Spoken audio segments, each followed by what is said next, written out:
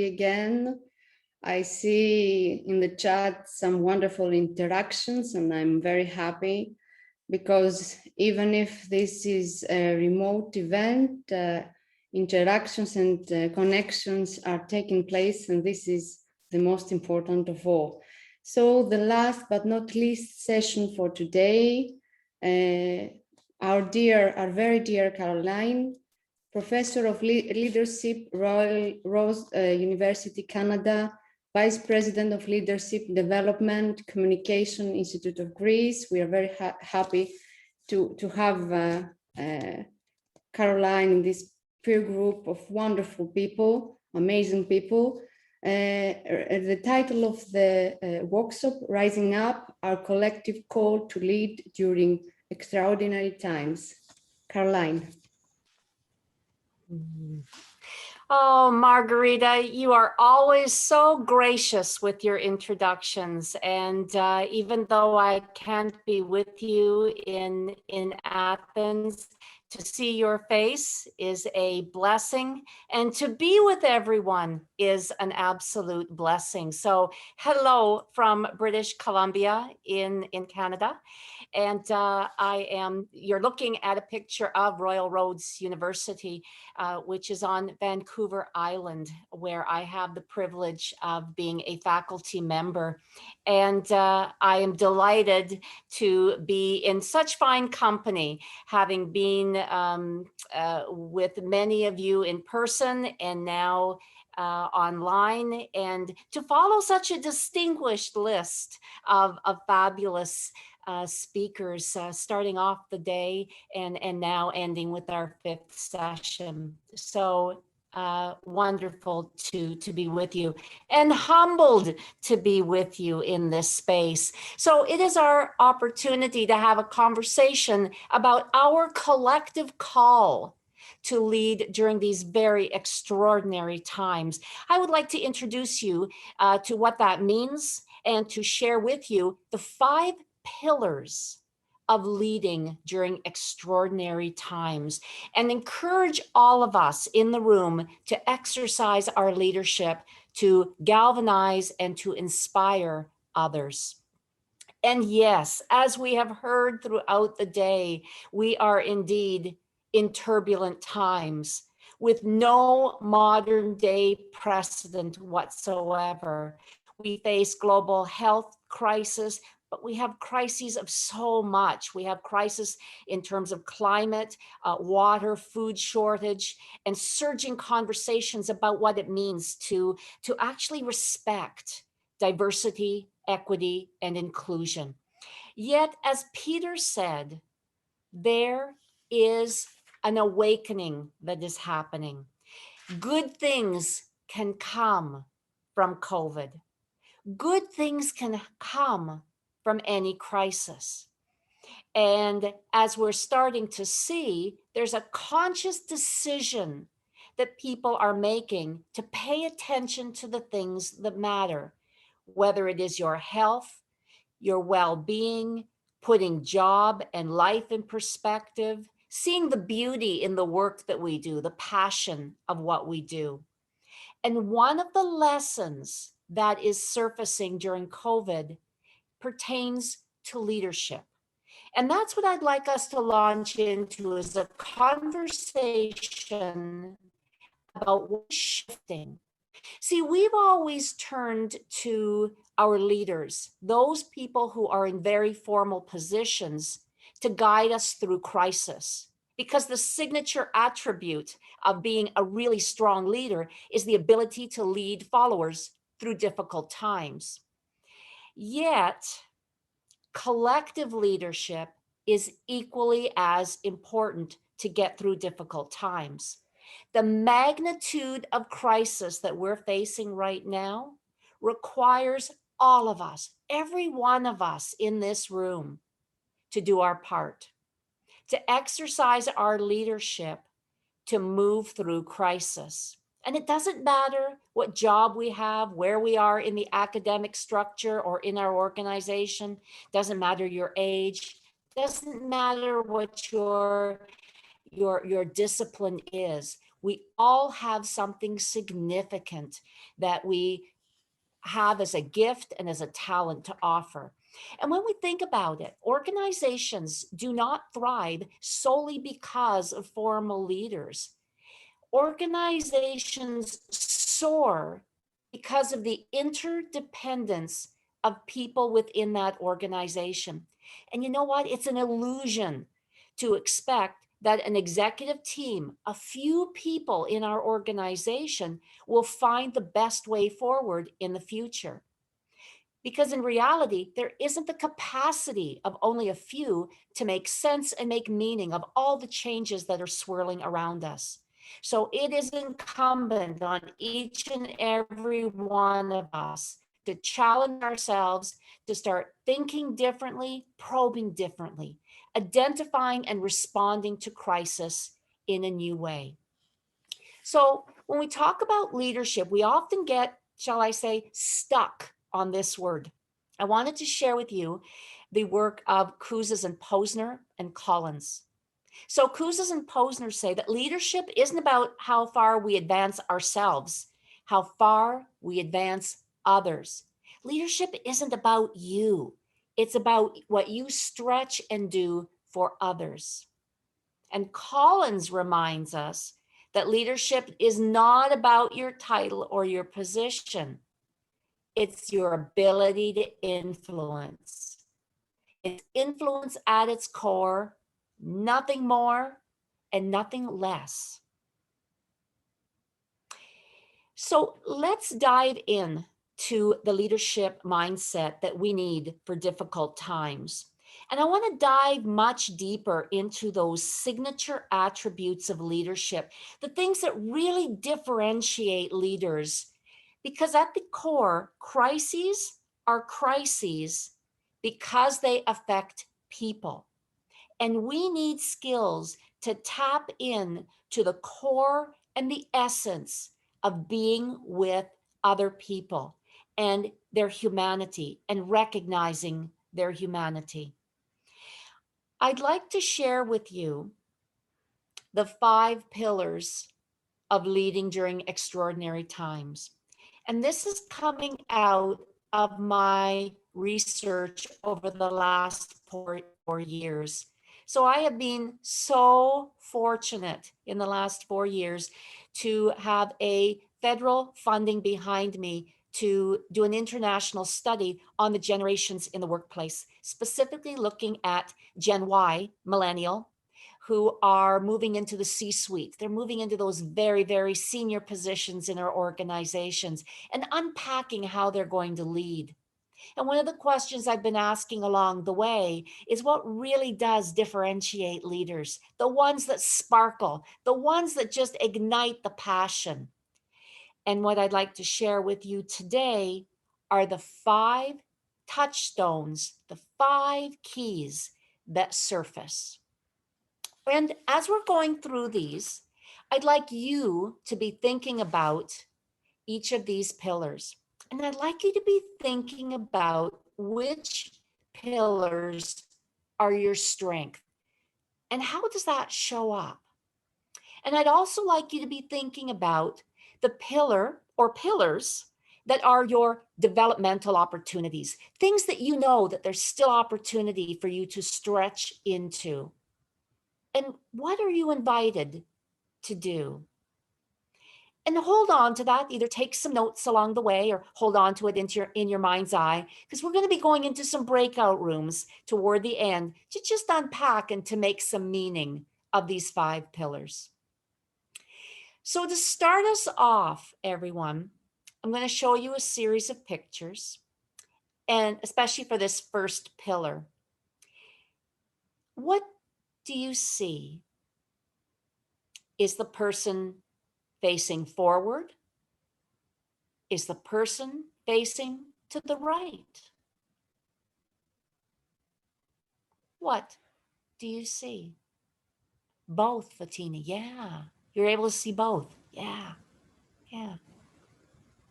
Let's take a look at this picture. What do you see? And Begum, sadness. Yeah. Could be some sadness. What do you see in the second picture here? Christina, nostalgia,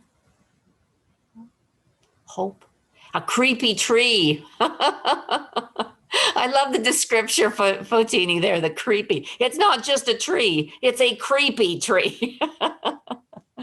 Yeah, together. Yeah, take on the world. Beautiful. It's a couple, Begum. Yes, a couple. Do you also? I'm worried about the couple. Oh, Fotini, that's interesting. You're worried about the couple under the tree.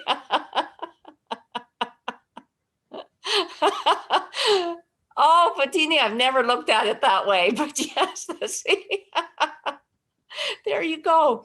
And a monster over the couple, yes. Does anyone see the baby? Oh. Does anyone see the baby? No, no one sees the baby. There's the eye of the baby. There's the baby's hands. Here's the baby's head. There's the baby's entire body. Yeah. Do you see the baby? Yeah. Baby in the womb. Yes, Christina. Yeah. Let's take a look at this next picture. What do you see?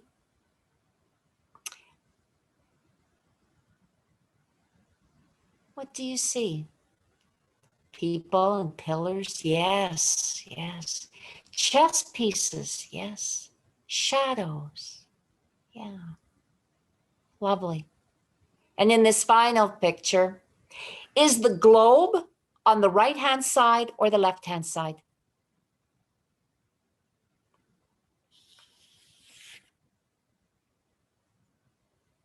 It's on the left. It's on the left side. On the right. On the right.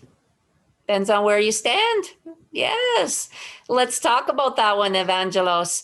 See, these questions might seem oh so very silly and fun, but how you answer these questions give us an important insight into one of the most powerful tools that we have. And that is the ability to take someone else's perspective. See, when we look at this table, many people might immediately say, well, the globe is on the left. And it is on the left from your perspective. If we take the perspective of this student in the photo, the globe is on the right. And for the other photos, did you look beyond the first thing that you saw and asked, what else is there to see in this picture? Because the first pillar of being an exemplary leader for our times is being able to foster perspective taking. And that is that ability to understand how the world looks to another person. And it's an important skill for us to have. And it takes so much work because when we're tired or we're rushed or we're distracted, this ability actually diminishes. And yes, Margarita, the empathy that you've just mentioned, we need to foster perspective taking because it is the starting place. It is the birthplace of empathy, being able to understand the world through another person's lens. And when we're able to understand and communicate that we understand someone else's perspective, empathy emerges. And when someone perceives us as empathic, and we can't perceive ourselves as empathic, it is truly in the eyes of the receiver. When someone says you are an empathic individual, you have received gold in your hands, because that is the fastest way to gain connection with individuals. And when you think about it, there isn't very much in this world that we can do without people. So fostering perspective taking allows us to build those strong relationships, and empathy being the fastest way to build those relationships. And it also helps us to influence and to motivate others. Because if you don't engage in perspective taking, you can easily misjudge what motivates other people and assume everyone's just like you. So whether it's students, whether it's clients, whether it's staff, whether it's colleagues, whether it's friends, do you foster perspective taking? John Maxwell says, do you ask, do I see what you see? Before asking, do you see what I see? Do you ask, do I know what you know? Before asking, do you know what I know? And do you ask, do I know what you want?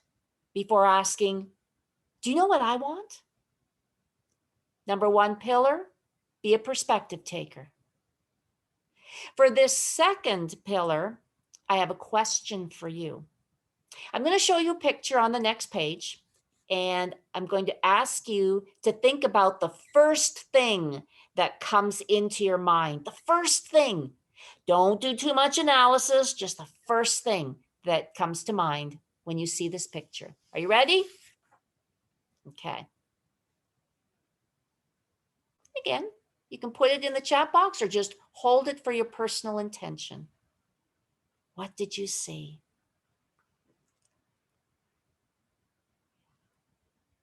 Okay.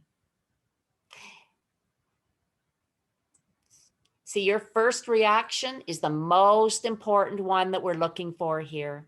Because one of three things happened, dear folks. It was either a descriptive first impression. What did I see? I see a person. Interpretive. What do I think? Is this a statue from Greece? Is this a statue from Japan? Is it copper? Is it wood? The one we really want to focus on is the judgment. The judgment is the one that has a little flag around it. And that's the one that we want to be consciously aware of. Because the judgment means that we are stepping forward and judging and critiquing something. We come in as a evaluative lens. You put a rightness or a wrongness spin on it. So if you said, ooh, that's ugly, or oh my gosh, I don't want to wake up to that at night. Oh, that's just horrible. That kind of lens, that's the one where could actually do us more harm than good when we engage with others. Because when we get into that very judgy place, we're evaluating, oh, that's wrong. Oh, that's right. Oh, I don't like that. I don't like this. Then what happens is it shuts down our ability to learn with others and from others. And when we're in a very evaluative place, it actually is hard to move out of. See, that inner voice that we have with its values and beliefs and assumptions and attitudes is very carefully wired. It affects not only how we think, the choice of words that we use, words that either harm or words that heal. It determines how we show up in conversations, whether we choose to speak, how we speak, and then how we act. And it is happening at such an unconscious level. Sometimes we don't even are aware of that judgment. And it is a primary determinant of whether relationships, especially in leadership roles, will be arm's length or they will be meaningful partnerships with others. Because when we show up with an evaluative lens and we're finding fault and we're refuting the belief of someone else and finger pointing, and we're just in that place, it becomes a very, very difficult conversation. People actually don't like being in the presence of someone who's always evaluating the world. We soar in the presence of people who follow pillar number 2. They cultivate an inquiry-based approach to engagement. They have such curiosity, genuine curiosity about the world. This picture that I'm showing you is especially important to me I was out on safari out in Tanzania in Eastern Africa, and I was trying to get a picture of an elephant, and I was waiting patiently for the elephant to approach, and suddenly, look who jumped on the vehicle, and just watched with curiosity. I tried to look around for the elephant, but I thought I had something even more beautiful in front of me. But curiosity is what actually brings us together.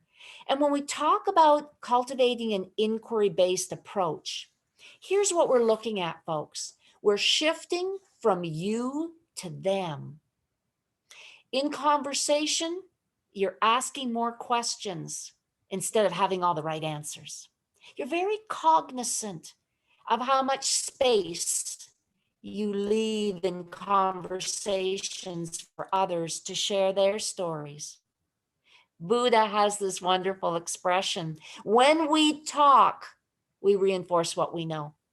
When we listen, we learn. And can you keep distractions in abeyance? Can you keep us distractions away so you can really listen? Sharma refers to listening in 4 different stages. And one gift he gives us is what's called generative listening. Listening so intently that you can then build on those fabulous, innovative ideas and creative ideas that you least expected. So right now, my test to you: are you giving 100% to this conference? 100% to the speakers every single day, or close to 100? And are you keeping your phone away? Are you not checking emails? Practice that skill right during this conference over the next few days. And keep listening for that which binds us. You know, sometimes we come into a conversation and we don't hear anything that we can connect to, and we can easily fall out of conversation. I'm going to encourage you to stay in the conversation. When someone is speaking to you in a way that represents their field, their passion, whether it's philosophy, psychology, religion, archaeology, whatever they're speaking about, if it does not resonate with you, stay in that conversation, because there might be something you ask about or hear that really binds the two of you together. Priority number 3, pillar number 3, prioritize the power of giving. I have an important question to ask you today. Do you look for what you have been given? Do you truly acknowledge and respect and give gratitude to what you've been given? And do you think about how you can give that to others? The greatest gift we can give to others, especially during tough times, and COVID will not be the only tough time we face in our lives. There will be other crises for us to climb through and to get through. Even the smallest gift that you can give to someone during difficult times can mean the world to them. Because at the end, when people reflect on who you are and what you did in your life, they're going to remember the smallest things you may have forgotten you did for them. But the smallest things that you did can have the greatest impact. And my wish for you here is to have this happen so naturally that you don't even have to think about it. But how does that happen? I couldn't be at a conference and not talk about Kairos time if I'm in Greece. And Robert, this just flowed beautifully from the curation of knowledge that you gave us in the last session, and I stand in gratitude to you. So I offer Kairos time here, and that is recognizing the time to act. Because when you have the power of giving, you recognize the right thing to do at the right time. You know, the right words to offer, the right gift or talent that you can give to other people. But how do you recognize, how do you get to that place where your timing is just so perfect? It comes from discernment and being so present in the world. Senge calls it presence. Sharma calls it presence. Dorothy Leonard calls it deep smarts. That just that experience and knowing that there is something that you can give to others. And it's the ability, according to Boll and Hujiberg at the very top, to perceive variation in the environment. You're watching, you're listening, you're soaking it all in. Pillar number 4 is strengthen your agility, folks. This is a muscle to be strengthened, and this is your adaptability to get comfortable with widespread ambiguity and chaos, and recognize that no one has the crisis resolution manual. We don't know what to do, and that's okay. Because when we have agility, it means that we're committed to navigating point by point, step by step, jump by jump, through the turbulence, adjusting, improvising, redirecting as the situation changes and new information comes. And you might make mistakes along the way because you're moving quickly, you're making decisions with the best intelligence you have in the moment. And you will make mistakes, but learn as you go. Learn your way forward. Experiment with new ways of operating. Expect occasional failures. Pivot in new directions. I love what Michael said when he launched our first session today in terms of, and I've always admired this about Michael, his very exploratory way of being with his students. We will navigate this. We'll figure it out. And I think what I've always admired about Michael, and I hope that you've picked up on it as well, is that he's not just strong in terms of business and steering the ship.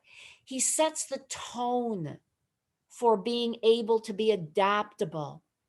So in terms of being agile and adaptable, it's about how do you navigate, but what's the ease with which you communicate that you're doing it? Everything is stressful, everything during crisis. But when you navigate, remember, people are watching you. People are watching. And get out of your own way. What does that mean? Don't hesitate. If you have information, if you think you have a way forward, try it. Because moving forward and responding is better than staying still and doing nothing, especially in time of crisis. Try. And the last pillar is tend to your energy and your emotions. Crisis, as we've heard throughout the day, can be very exhausting. It can burn us out. And when we're always giving and we're always being perspective takers and we're nurturing the best for others, we really do need to nurture ourselves, because if we burn ourselves out physically, emotionally, spiritually, there's nothing to give others. And we may actually end up resenting giving because we've got nothing left. To be able to ground yourself and realize when you're capable of being focused and productive and when you need a break. Because if you can actually listen to that internal radar inside of yourself, you're going to be a better listener, a better responder to the problems and the decision-making that really need your attention. So I offer you a few things besides sleeping well and eating well and all the things we know we're supposed to be doing. But I'm asking you to put these on your radar screen. Heifetz invites us to be optimistic and realistic. Permit yourself to do both. And it's having that healthy tension. And it keeps optimism from becoming denial, and realism from becoming cynicism. Walk with optimism and realism.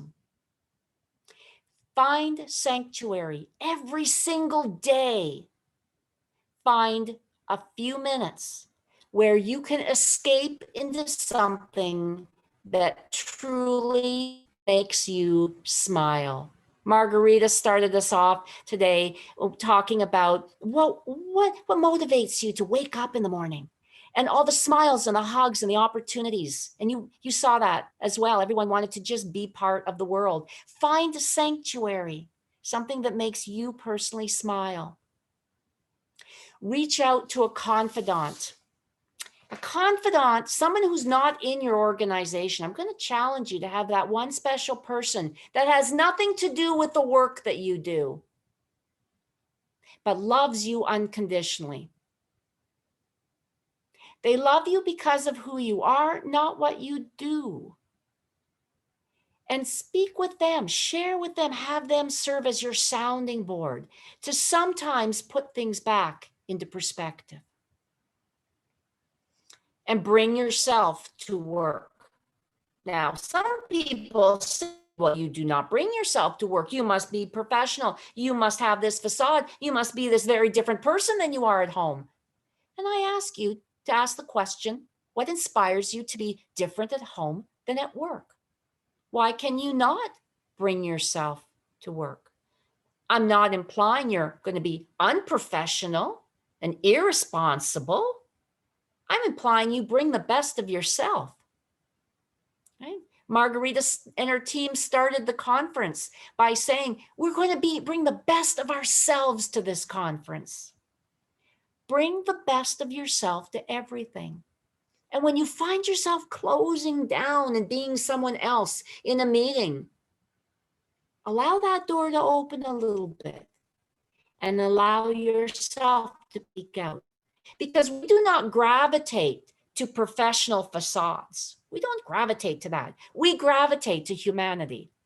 And part of the humanity is being courageous and brave to show our imperfections. And it's actually tremendously healthy for us. And please honor the many roles you play in life. When you define yourself or somebody says, who are you? What do you say?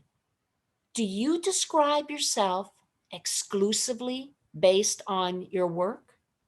Or do you share something else? Do you share that you're a father, a mother, a sister, a brother, a loved auntie or loved uncle, a best friend? What are the many roles? Because defining your life through a single endeavor makes you vulnerable when that environment shifts. And it also denies you the many opportunities for fulfillment with the many people around you. A dear friend said to me the other day when I was preparing for this presentation, she said, you know, it reminds me, she says, when you pass away, when your life is no longer here, she said, your job will be posted probably within 1 month, and you will be replaced probably before the end of 2 months. But you'll never be replaced by the family and friends who love you. So are you honoring your many roles? Okay, we've had a look at the 5 pillars, folks. Fostering perspective taking, cultivating that curiosity, prioritizing the power of giving, strengthening agility, your adaptability, and making mistakes along the way, but that's okay because that's moving forward. We learn from our mistakes, right? And tending to the energy and emotions, protecting the vessel which we were given, physically, psychologically, spiritually. So here are our questions, folks. In a moment, I'm going to magically send you into a breakout room. And I'd like you in your small groups to have a conversation with each other about the pillars that are your strengths the pillars you'd like to strengthen, and offer some recommendations to each other about how to strengthen some of those pillars, and to share those stories and examples. So if someone says to you, I really struggle with this preserving energy. I know I have to look after myself, but I don't do it. What could you offer somebody in that regard? So I'm going to encourage you to take a screenshot of this page, and I'm going to stop sharing. And let me see if I can pull that up. So yeah, Carolin, normally you should be able to coordinate the breakout room. So just go to Yeah. breakout room, and you can recreate the number of room you want to. Yes, I'm going to do some fancy recreating right now. Yes. And I'm going to put us into 4 breakout rooms. Thanks, Louis. I couldn't do it without you. I could never do any of this without you. So thank you for guiding me. No problem. So I'm going to create 4 breakout rooms, and we're going to put, we're going to put 15 minutes on the clock to have some conversation. And I'll send you a message when it's time to come home. And I'm going to open up the rooms, and you'll see a message inviting you to join a room. So when you see the message, join and enjoy your conversation.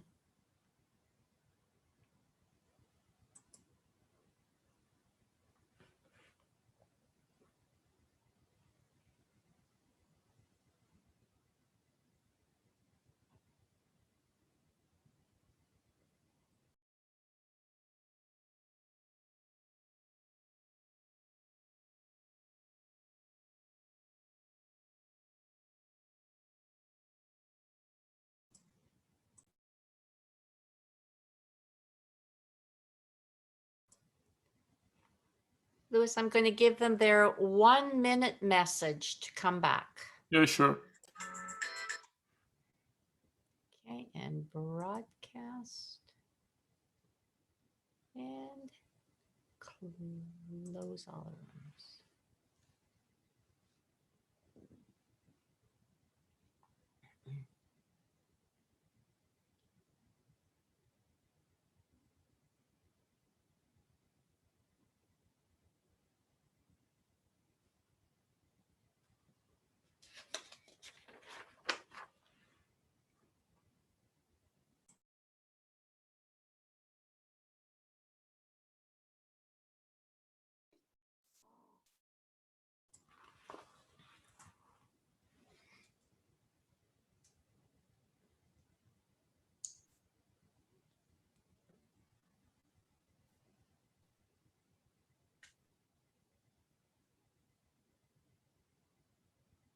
And we have a few more seconds left as folks are coming back in the room. Caroline, can I ask something? Yes, you may. Did you separate, because you separated us exactly the same way we were with the same exactly persons that we were separated before, and this is not a coincidence, you know, exactly the same persons. Oh my gosh. Because I pressed the little button that says recreate, do something different. Okay. I guess the universe said, no, those people were meant to be together again. This is what I thought. Oh, well, I hope it was a stimulating conversation. And welcome home back to the gallery room. And we have about 8 minutes left, and I'd like to have at least a few of those minutes to hear about your key learning from your conversation. So what was one key learning that surfaced from your conversation that you would like to share with everyone? And please feel free to raise your hand, open up the microphone, or put something in the chat box, whatever's comfortable for you. Oh, Fatini, come into the conversation. Hello. Thank you. Thank you very much. I wanted to say how wonderful and inspired I felt after your presentation. I even was quite moved by the end, especially when you got to the fifth pillar. We were talking about a lot. We happened to be in a group of women, 5 women, saying that we all have in common 1, 2, and 3, but we're not very good with the last 2, especially the last one, that tend to your energy and emotions. And we tried to identify ways that we find sanctuaries in doing, recreating positive energy and positive emotions. So people shared a lot of lovely examples of how to do this, and I think it's if we can have time to do all these things we mentioned, then we'll be much happier, and we could do the other 4 much better. Botini, thank you for coming into the conversation. And you said something there that really sparked my attention in terms of having the time. So it is about incremental, isn't it? It's about starting small somewhere in those 5 pillars and doing one thing that is different, that moves you closer toward the goal. Because even that one thing that you do can be uplifting, fulfilling, and can establish the momentum to do something else. So yeah, even start small. Because if we think too big, we may say, oh my gosh, this is too overwhelming, I can't do it. But start very, very small and notice how it feels when you start. Yes, and I think the difficult journey to get to that is to actually do it. That's the difficult part, to actually take the decisions to admit to do it. I think that Fotini, I totally agree. I find that myself. What I've started doing, because I would say, okay, I'm going to come out of a conference and I'm going to do this, and then a month later, I will not have done it. So what I've started doing, if I may share with everyone, is I put it on my calendar now. And I put it on my calendar to do a little check-in, usually after 2 weeks.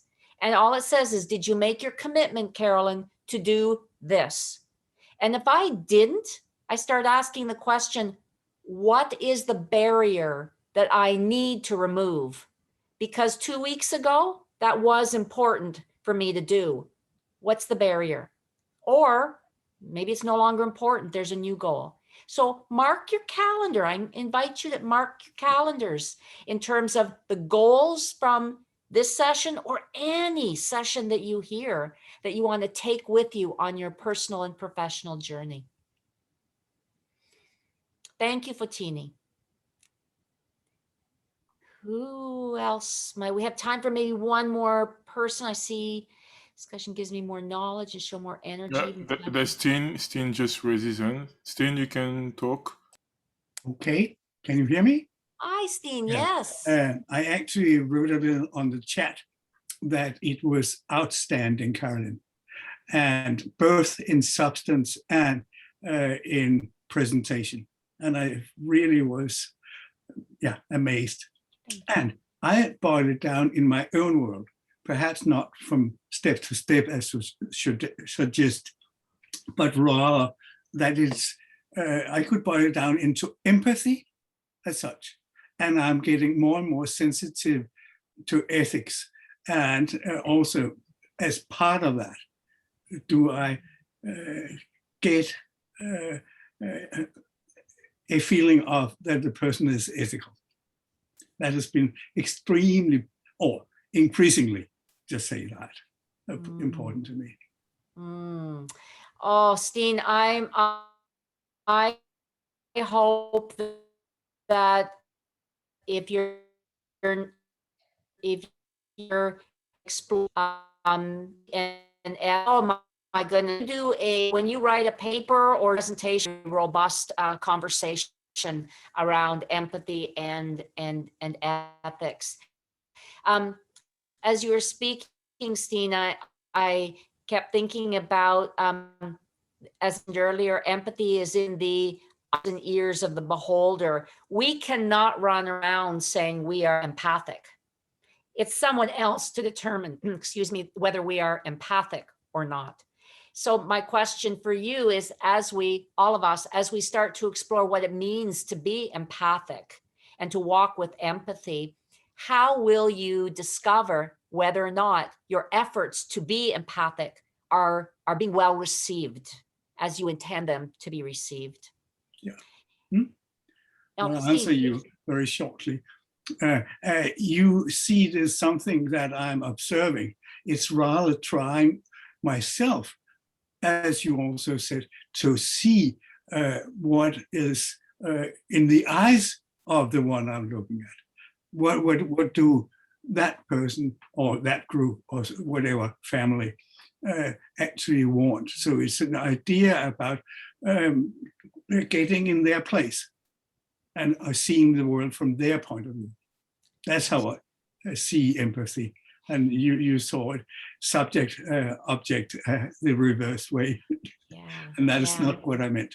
Oh, I understood. So the reverse way, and perspective taking being at its core. Yeah. Yeah.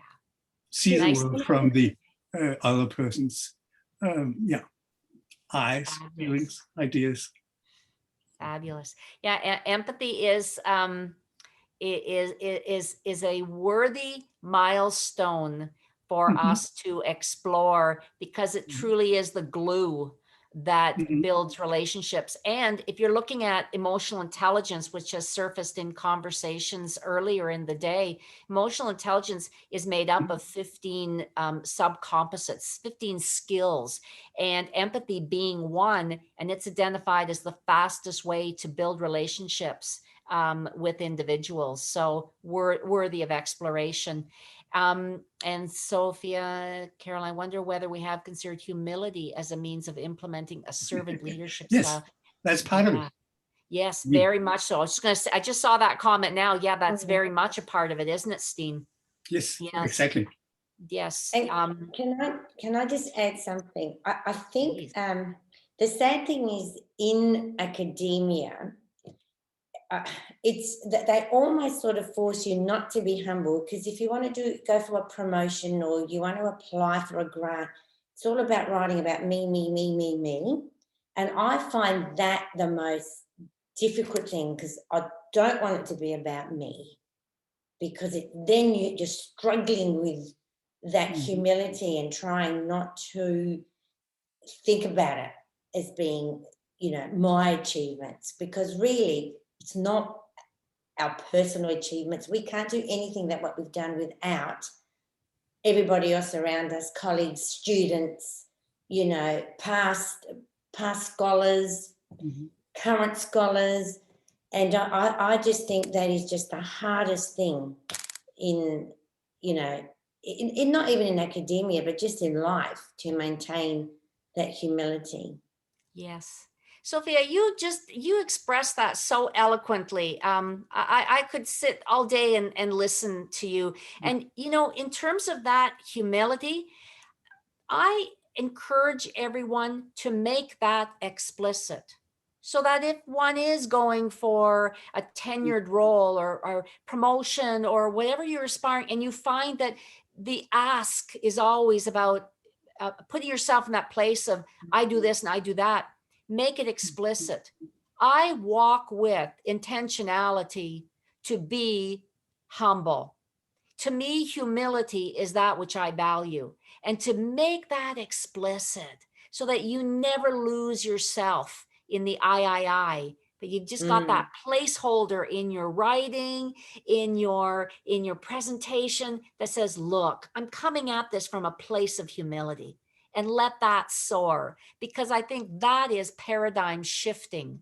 That is the language we need, especially in academia, where it becomes I, and sometimes we becomes very, it might be perceived as weakened, and it isn't. It is your strength to walk with humility. Make it explicit in your writing. Thank you. Let's have a very short one. I am very much a fan of our present Pope, and he took his humility of Francis of Assisi. Yes. And I'm going to encourage, yes, that was a fabulous example. I'm going to encourage each and every one of you to be the role models in that regard. Those 5 pillars, to be those role models. Can I just add one quick thing? And I know we have to go, but Sure. Margarita, I'm so sorry. But I just want to ask, the professors in the group and those in the universities who are teaching our teachers to be teachers, that point is emphasized, because I am constantly doing professional development with my teachers, telling them they are not the dictators, they are the facilitators, and constantly over and over. So if I could just also ask that to be re-emphasized, so that when they come to as teachers, then we can share that. So then they teach the kids and so on and so forth. If I may, Cami? very short, I use the expression midwives for knowledge. Yes, yes. Or Yes, attitudes. and to Cammie's point, I hope our ears heard that and we put that on our to-do list to make sure we make that explicit for the future generation. Just, yes, excellent points. And on that note, fabulous folks, we're going to bring this session to a close. I leave you with this quotation: nothing should go back to normal, because normal wasn't working. If we go back to the way things were, we will have lost the lesson. So may we rise up and do better. Yes. It's impossible, said pride. It's risky, said experience. It's pointless, said reason. Give it a try, whispered the heart. And on that note, I close the mic from my end and turn it graciously over to Margarita. Thank you for being in this space with me and exploring possibilities around the 5 pillars. Oh, Caroline, I'm very emotional now. I think the vibes of what you just